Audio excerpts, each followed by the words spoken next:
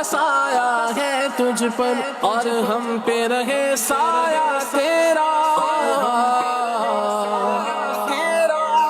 کسی بھی نیک عمل کو اگرچہ کہ بظاہر وہ ہمیں چھوٹا سا معلوم ہو، ہمیں اسے چھوڑنا نہیں چاہیے کہ کیا بعید کہ وہی نیکی ہماری بخشش کا ذریعہ بن جائے اور ہم اسی کے ذریعے جنت پہ پہنچ جائیں۔ تو یہ بھی خیال رکھا جائے کہ کسی گناہ کو بھی، یعنی چھوٹے سے چھوٹا گناہ بھی ہو تو بندہ یہ سوچ کے نہ کرے کہ چھوٹا سا تو گناہ ہے چلو کر لیتا ہوں، کیا بعید کہ یہی چھوٹا سا گناہ اس کی گردن میں اٹک جائے۔ کسی بھی نیکی کو چھوٹا سمجھ کے چھوڑنا نہیں چاہیے اور کسی بھی گناہ کو ہلکا سمجھ کے کرنا نہیں چاہیے۔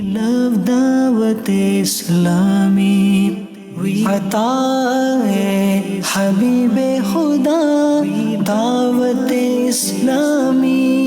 اے اللہ کریم ہمارا یہاں جمع ہماری بارگاہ میں قبول فرما۔ اے اللہ کریم ہمیں اپنا پسندیدہ بندہ بنا دے۔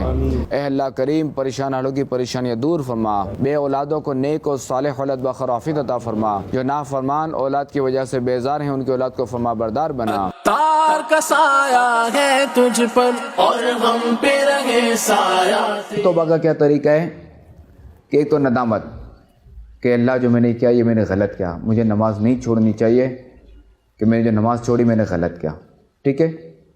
دوسرا یہ کہ آئندہ میں نماز نہیں چھوڑوں گا کبھی بھی، اور تیسرا یہ کہ استغفار کرے کہ اللہ میں سے توبہ کرتا ہوں، اور چوتھا یہ کہ اس نماز کی تلافی کرے، یعنی جو ہے وہ اس نماز کی یہ قضا کرے گا۔ ہے فیضان غوث و رضا دعوت اسلام سے میرے سرکار ہے واللہ ایسا نہیں کوئی نہیں کوئی۔ اسی ماحول میں ادنا کو اعلیٰ کر دیا دیکھو، اجالا ہی اجالا ہی اجالا کر دیا دیکھو، اجالا ہی اجالا ہی اجالا کر دیا دیکھو۔